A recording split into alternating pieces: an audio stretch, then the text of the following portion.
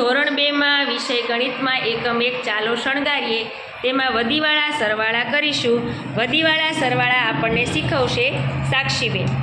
આજે આપણે 36 ને 25 નો સરવાળો કરીશું. આ છે એકમની લાઈન, આ છે દશકની લાઈન. એકમ એટલે છૂટા અને દશક એટલે 10ની પટ્ટી. હવે આપણે 36 ગોઠવીશું. 3 10ની પટ્ટી ને 6 છૂટા. હવે આપણે 25 ગોઠવીશું. 2 10ની પટ્ટી ને 5 છૂટા. હવે આપણે એકમનો સરવાળો કરીશું. 6 ને 5, 6 માં 5 નાખીશું એટલે કેટલા થાય? તો હવે તેમાંથી આપણે 10ની એક પટ્ટી બનાવીશું. તેમાંથી એક વધ્યો, એક વધ્યો તે એકમ છે તો આપણે એકમને અહીંયા મૂકીશું. અને 10ની એક પટ્ટી એટલે દશક તો આપણે એક દશકની એક પટ્ટી અહીંયા મૂકીશું. એક પટ્ટી, 3 પટ્ટી ને 2 પટ્ટી. હવે કેટલી પટ્ટી?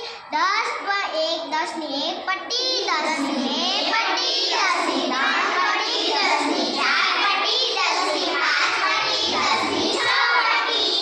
આપણે 10ની 6 પટ્ટી થઈ. 10ની 6 પટ્ટી એટલે 6 દશક. 6 દશક ને 1 એકમ. 60 ને 1 કેટલા થાય? 1 જવાબ શું આવ્યો? 1.